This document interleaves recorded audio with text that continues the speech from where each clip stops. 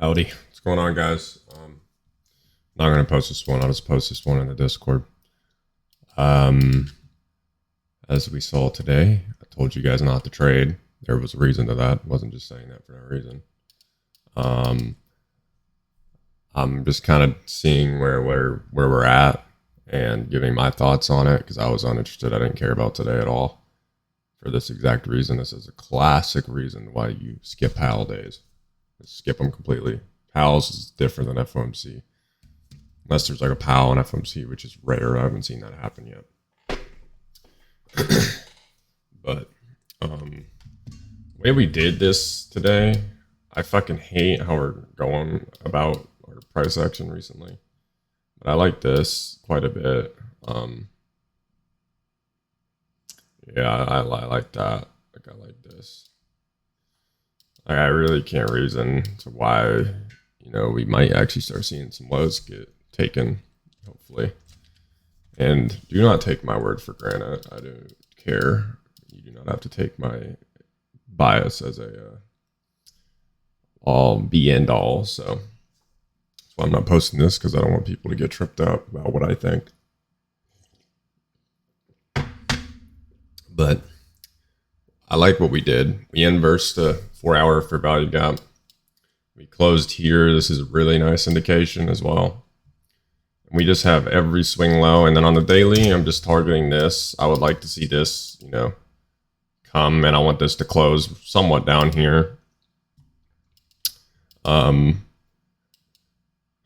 be very nice. Like, I would like that a lot. ES, same thing. ES actually looks a little bit better because it's, I don't know, it's a little bit more cleaner with how this one dropped down here. But I want this to stay open. If it doesn't, then it's invalidated. So always have an invalidation for your bias. If this does not get left open, then I don't care to trade it anymore. As you guys saw last night, I'm picky as hell. So there's a reason to that. So maybe I can help you guys be picky. There is sell side liquidity in a daily fair value gap. I have it noted right here. It's called BISI. That's just what a fair value gap is a classification of. So we have this and an old swing high that can be used as well. Not as traditional support, but it will reference it. And there's lows and lows and lows. I would like, we do have high impact news, and this news kind of shifted us down. That was the volatility we needed, because obviously we also have a price action today. Actually, I didn't. I was enjoying my life today. I preserved capital today. You should try that. So what we did, I hate where NVIDIA's at, to be honest. I do not like that. If you guys listen to what I said last night, there's a correlated asset that NVIDIA is super strong for NASDAQ. I would question almost as strong as ES. So I hate where NVIDIA's at. I can't make any justification to being short on NVIDIA at all. Like, we left perfect relative equal highs. So I'm like, this is not as confirmed to me to seeing lower prices. So I'm weighing everything out. Hold up 1 second. There we go. I'm really, really wanting to see this stuff, though, to be honest. This is my problem. I've told you guys yesterday. I like calling it. But we did run up. I mean, I couldn't really see. I think tomorrow might actually have to be a wait because we display straight through this. So, I mean, that's just obviously it looks very nice. So I'll wait on that. And then I'll go reference the Dow. What the Dow's up to. Yeah, the Dow looks cleaner than all the rest of it. Just broke right out. So, I mean, what? How's my contract expired? This is brand new. Oh, do I not have? Oh my god! 1 moment. See, I like when they all line up. That's when it's just so clean. Like, you just don't get this bullshit. So what that really means is not E-mini. Let's see what contract. Probably I think we're on December. Yeah. All right. This gives me a little bit more information. So the daily, we haven't really been doing too much. I'm not trying to call a reversal, but I, in theory, would love to see this get closed in. Now we see kind of what happened. The 4-hour looks magnificent. I love this. We got the change in the state.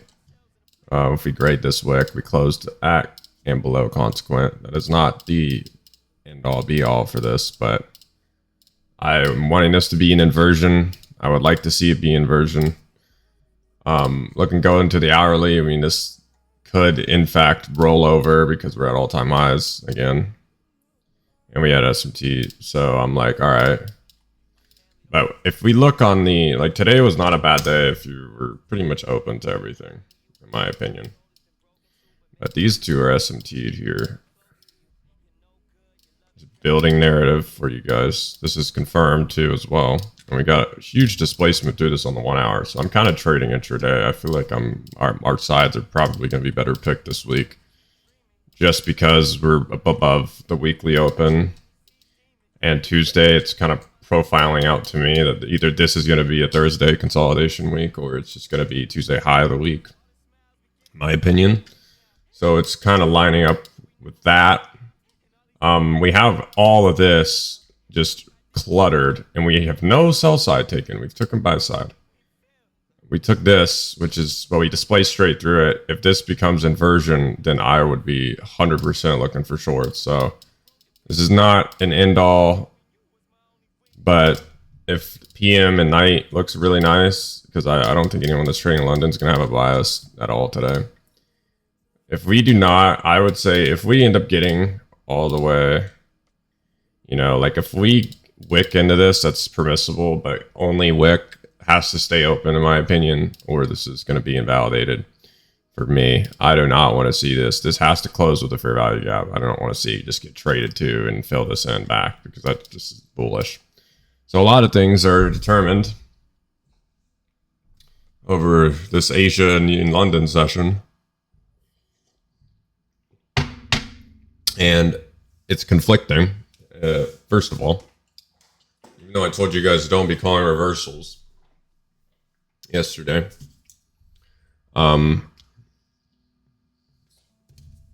There is some sort of market building here, and just because I am on a quarterly shift and a seasonal tendency that's super bearish, I'm just like, I'm starting to try and build narratives around it. And you know, this could be a start of one. September normally never does this. It never just runs up completely. Like that's not a September seasonality at all. And I don't know what the difference is, but that's because of all the wars and shit going on. But I could 100% see this daily get traded to. This has to be respected. Like if I would honestly, if you were to be like, Kai, give me a bias right now. I would tell you I have none because there is no bias for me, right? As we speak. Like I can build pretty strong narratives for both sides because we have SMTs at these highs. We displace aggressively below old lows. And we have clustered lows with a fair value gap in it. So it's aligning with more on my bearish side. So that's when we have to go take a look. And that's why we need to go to the dollar index because the dollar index will tell us a little bit more what we're going to do. The dollar index, my draw is still the same. I feel like the 0.5 of this wick is still pretty nice to me. I like that one a lot. 0.5 and then this fair value gap in here would be a really nice target. I'm fading this. This is inversion, already proved itself. So we're already starting to see somewhat bullish signs. I don't really want to see it come and just hang around. I kind of want to see it leave tomorrow, which is why I'm kind of aligning a bearish bias. I'm kind of putting a lot on anticipatory skills here. This should act as, like, it shouldn't hang around here. Tomorrow should be an update for dollar, in my opinion. And which means euro should be down, as well as indices should start its rally down, in my opinion, because this is really smooth. And we have all the high impact news tomorrow and Friday or Wednesday, Thursday, and Friday to verify that. But I don't know. I need to see more information. This is my bias. This is what I'm going for. We have a lot of narratives building on both sides. And that's not really that high probability, in my opinion, because this could well over and be just a bear signature. I mean, because we come back to an order block right here. Like this could be used. But I really need to see Asia and London. Like if I start to see London all the way up here, then I could start seeing these highs get ran. I don't know. Tomorrow, it's all dependent on London, so I would be careful, folks, because if you're going ahead and picking sides for the rest of the week, tomorrow is kind of a big day to frame your week out of, because either we're going to be going down for the rest of the week, or tomorrow we will go back up and Friday will be consolidation, and then that'll set us up for next week going down. So I'm kind of iffy on even taking a trade tomorrow. I haven't taken a trade at all this week. Oh, I took a one trade on Monday. But I don't like seeing any of this. This is so smooth to me. And unless 9:30, like this would be an obvious long, I think, for all of us. Like if 9:30 just wicks this and closes back in with displacement, then you could take a short-term short or short-term long. But I don't like where we're at whatsoever. So be mindful of that. And yeah.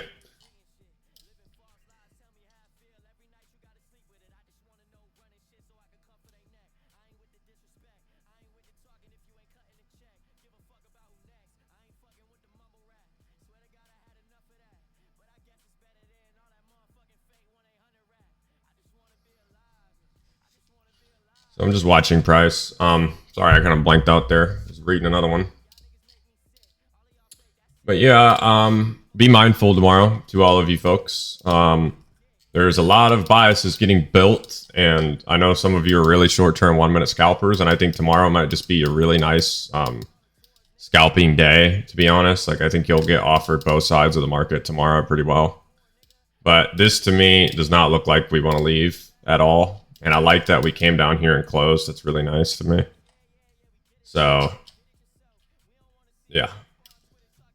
That's it for today. I'll go over, I'll take a live one tomorrow. I'll record my whole entire session if I deem that it's tradable and I like what we're sitting at. I will deem that, and I will take a live one tomorrow and just walk you through everything that I'm doing. Just off of like, because I know everyone's having trouble with, not just you guys in the Discord. I know there's people on YouTube too that are having trouble with points of interest.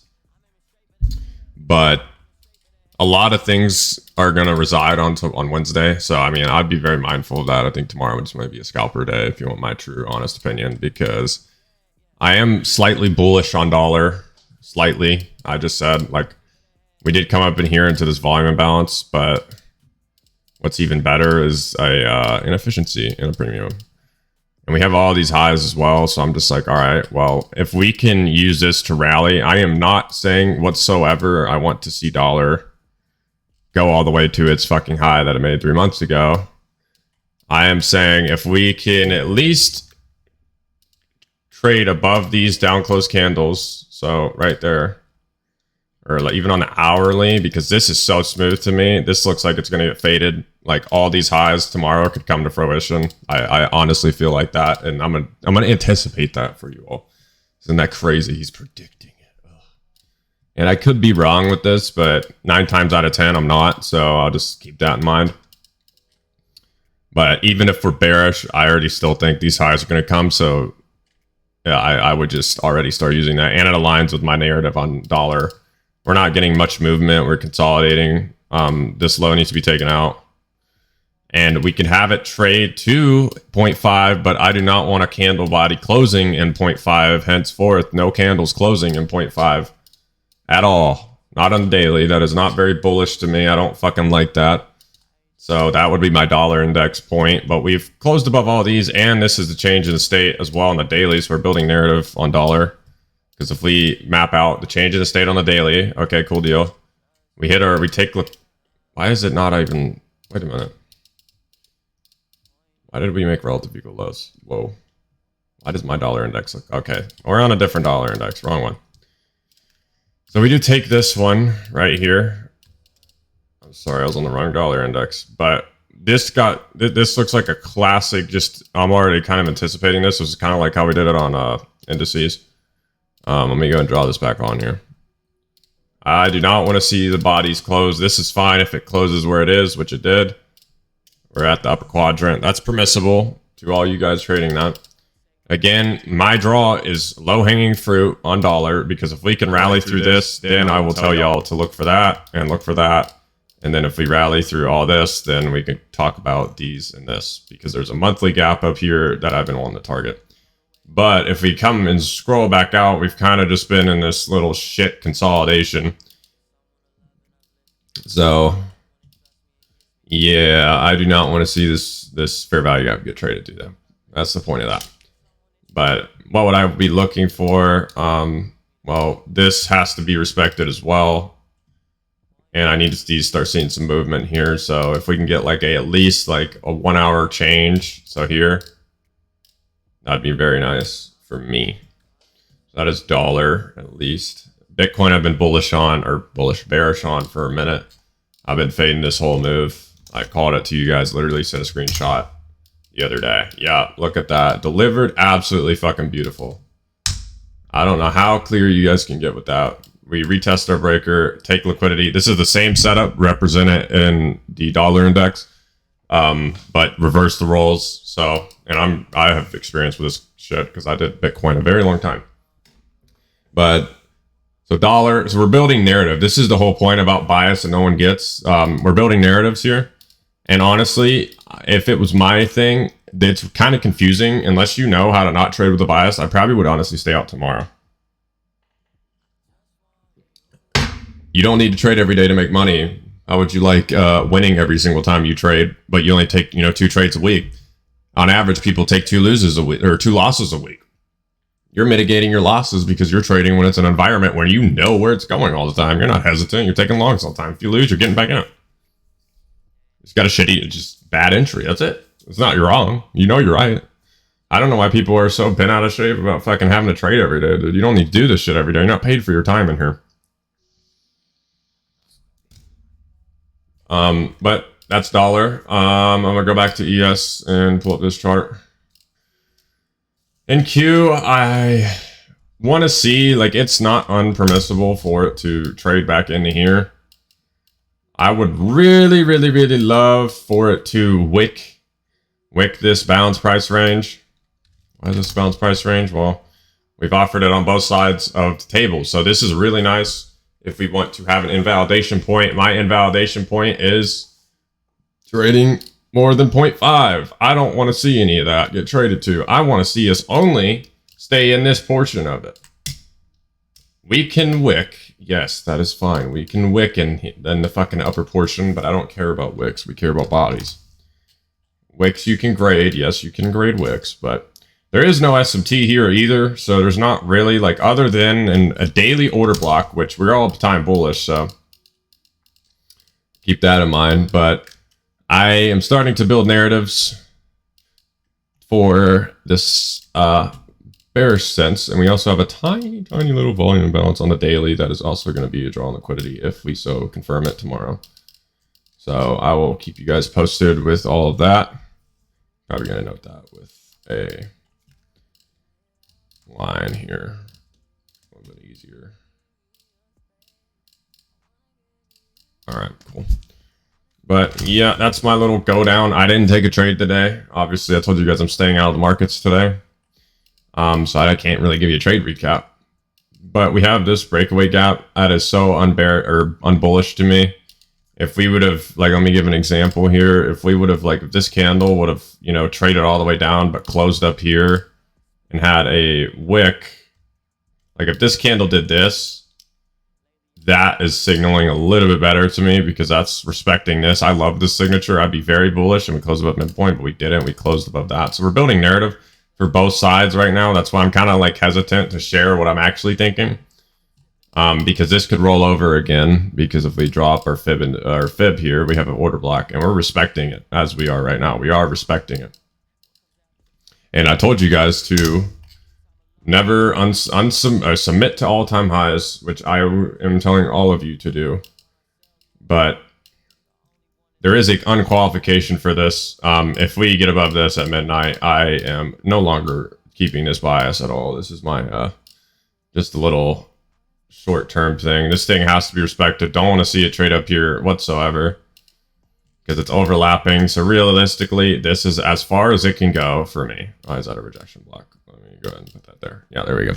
So that is my bias for not even biased. This is just how I'm interpreting what has been shown to me today. Depending if we respect this coming into the morning tomorrow and we're like just consolidating, I would be looking at liquidity for the reversal to be based off of, not key levels anymore. I'd be going down to like a 15-minute and basing it off of liquidity. So if we're consolidating in here and we have a high, the best scenario, we consolidate like this the rest of the night. And Asia, you know, comes and consolidates. London takes Asia's high and then gets changed in state. That is like all time my favorite. And I can 100% guarantee you we're going to these lows tomorrow if that is the case. But I will let you guys know. Not really telling you a bias, so don't take my words for I'm going short tomorrow. But there is narrative building for a selling bias here, though.